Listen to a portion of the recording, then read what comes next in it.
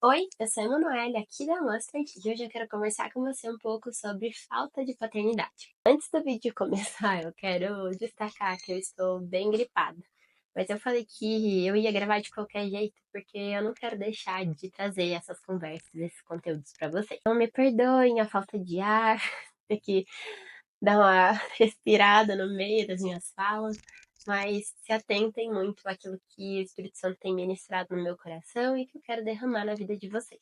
Amém? Eu acredito que por trás de uma mulher que se permite entrar num relacionamento ruim, haja uma raiz de falta de paternidade. Eu quero começar também esse vídeo explicando que eu tive um pai muito presente na minha vida e que eu amo muito. Mas como qualquer ser humano comum, meu pai falhou e essas falhas fizeram com que eu crescesse com umas dúvidas com relação à minha identidade, com relação ao que eu seria do futuro. Eu lembro, por exemplo, de não entender muito bem quais eram as minhas qualidades ou para que eu fui criada, sabe? Para onde que eu deveria ir no futuro. Eu lembro que assim, vira e mexe eu pensava, puxa, eu acho que eu não me destaco em nada, eu não sei qual que é o meu talento. Eu lembro que as pessoas conversavam, falavam, olha, daqui 5, 10 anos eu quero estar em tal lugar, e eu tinha muita dificuldade de entender onde que eu ia estar daqui 5 anos. Parecia algo assim muito difícil, sabe, para mim. E assim, foi exatamente isso, né? Essa falha, essa falta na minha vida, né? De entender quem eu era e para onde eu deveria ir, qual era o propósito da minha existência, que permitiu com que o menino puxasse meu tapete com tanta facilidade. Eu me tornei um alvo fácil para ser dominado, certo? Quando eu, quando eu compartilhei meu testemunho aqui na internet, contei um pouco sobre o relacionamento abusivo que eu sofri, eu me assustei com a quantidade de mulheres que ou tinham passado já por isso ou estavam passando naquele momento por aquilo.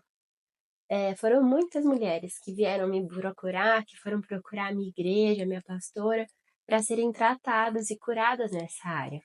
E eu lembro de refletir com relação a isso e entender que aquilo não era um problema pontual da minha vida, mas sim um problema geracional. E refletindo um pouco mais, eu entendi que uma das raízes do problema era sim a falta de paternidade. Eu não sei se vocês sabem, mas essa geração nossa, né, das pessoas que estão entre 30 e 40 anos, é uma das gerações com maior índice de ausência do nome do pai no registro de nascimento. Essa também é uma geração onde a gente vê muitas mães exercendo dupla função, né, de pai e de mãe. Nós vemos também casamentos disfuncionais, onde os pais eles até estão casados, mas eles não têm mais um relacionamento. A gente também vê, infelizmente, pais que entenderam parte da sua função dentro de casa e que priorizam muito essa provisão financeira, mas esquecem das outras funções de pai, né? De sentar à mesa, conversar e ter um relacionamento com seus filhos. E embora quando a gente olhe de relance possa parecer que aquilo não afetou a nossa vida, é, todos esses aspectos, né, esses pontos que eu coloquei, né, esse tipo de família, eles impactam diretamente nos filhos. Quando eu penso um pouco sobre a paternidade, penso um pouco sobre a nossa geração, uma das coisas que vem à minha mente é que eu tenho um pouco de medo da próxima geração, né? Que as mães, elas são feministas e elas têm se empenhado em copiar essa falsa paternidade que elas receberam na geração dos pais delas, né? Ao invés de buscar ser mães boas, né? Aspectos bons de mãe, não, tem tentado copiar os pais. Mas isso é um papo para outro vídeo, senão a gente vai se estender demais e vai fugir da temática. Afinal, o que é a verdadeira paternidade?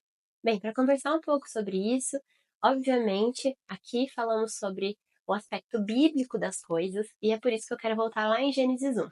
Bem, lá em Gênesis 1, a gente vê Deus falando a identidade e a direção para o homem e para a mulher, né? Adão e Eva, que haviam sido criados por ele naquele momento. Então, eu vou destacar uma passagem, né, lá em Gênesis 1, onde a Bíblia nos conta que Deus fala que nós fomos criados Ele fala assim, né, vocês foram criados à nossa imagem e semelhança. Quando ele fala isso, ele está afirmando que na nossa identidade como seres humanos, nós temos semelhança em de Deus, né? Nós refletimos a imagem do Deus criador da nossa vida. E isso destaca, e o destaque disso é de que a gente foi feito, então, para um relacionamento com o nosso Deus e um relacionamento com a igreja do Senhor. Porque não tem como a gente refletir a imagem de um Deus que é trino se nós formos um ser individual, sozinho, que não se relaciona. Deus quer que a gente se relacione como igreja para que a gente possa refletir para o mundo quem Ele é. Para isso a gente precisa de um relacionamento com Ele. É muito profundo, né? Espero que vocês tenham entendido. E o segundo ponto é que Deus aponta para aquele casal o destino deles, destacando que eles deveriam dominar sobre toda a criação. Ele também explica qual que é a função de cada um dentro daquela parceria para que eles possam exercer essa autoridade que Deus deu para eles de maneira a serem bem-sucedidos naquilo que eles forem fazer. É claro, então, que o pai ele é responsável por quê na vida? Para quem?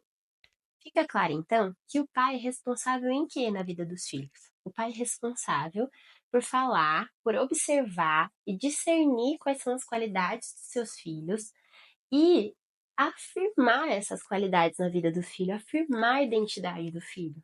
Pegar também essa característica e direcionar o filho a fim de potencializar essa qualidade e permitir com que o filho possa chegar pelos melhores caminhos, né? Naquele lugar onde Deus fez, né? O propósito da vida daquela pessoa. Um bom exemplo de paternidade que eu vi esses dias foi o pai do Guga. Eu assisti o documentário, na verdade assisti uns 2 episódios só, do documentário do Guga. Acho que tá na Star Plus ou na Disney Plus, eu não tenho certeza. Mas achei bem legal o ponto que eles quiseram destacar. O Guga ele perdeu o pai muito cedo, mas eles quiseram contar sobre esse pai.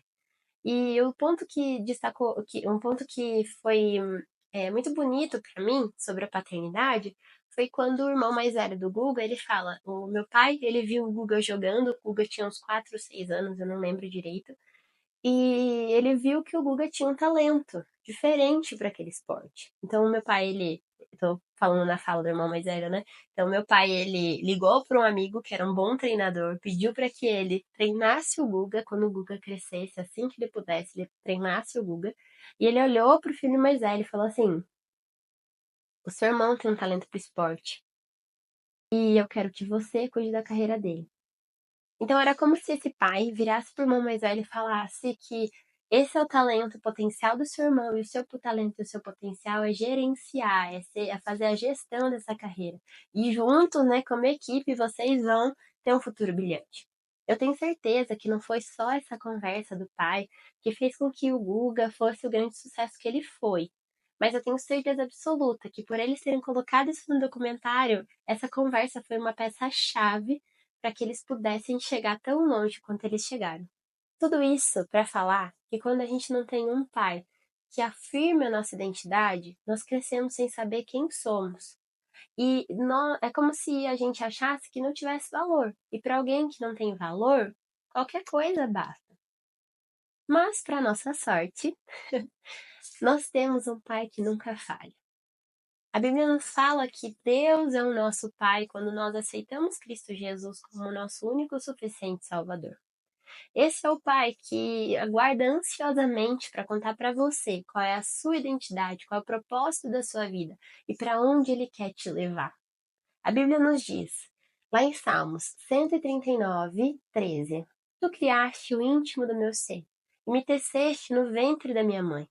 Apocalipse 4, 11b: Porque criaste todas as coisas e por tua vontade elas existem e foram criadas. Quando eu olho para essas duas passagens, fica muito claro de que nós não fomos criadas de forma aleatória. Deus nos fez de propósito e com propósito, mesmo que a gente não tenha sido planejada pelos nossos pais. A Bíblia também nos diz o seguinte: todos vocês são filhos de Deus por meio da fé em Cristo Jesus. Pois os que em Cristo foram batizados vestiram-se de Cristo. Não há mais judeus, nem grego, nem escravo, nem livre, nem homem, nem mulher, pois todos são um em Cristo Jesus.